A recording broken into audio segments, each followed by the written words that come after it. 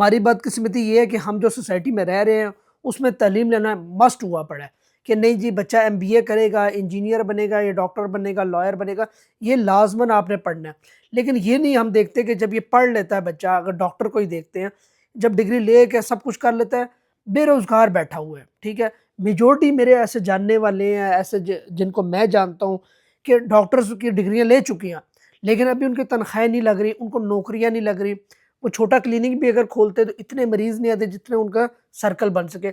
हमारे में यही सोसाइटी में गलत बताया जाता है कि पढ़ो, बस पढ़ो, पढ़ो, पढ़ो, पढ़ो और अच्छे नंबर लेकर आओ। अच्छे नंबर लेना मकसद नहीं है, पढ़ाई करें, लाज़मी करें, लेकिन पढ़ाई का मकसद सिर्फ़ आपको शऊर आना चाहिए। ये नहीं होता कि पढ़ाई करके आपकी नौकरी लग जाएगी, ये नहीं है। हमें फाइनेंशियली चीज़ों को देखना चाहिए, फाइनेंशियली हमें सीखना चाहिए।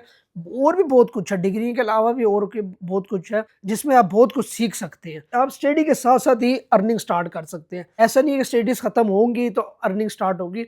आप स्टडीज़ करें, साथ-साथ आप अर्निंग भी स्टार्ट कर सकते हैं। आज आप अर्निंग करें, करते-करते एक टाइम 5-6 साल बाद देखना आपके पास अच्छी अमाउंट हुई होगी, आप अच्छा सा छोटा-सा बिज़नेस स्टार्ट कर सकते हैं।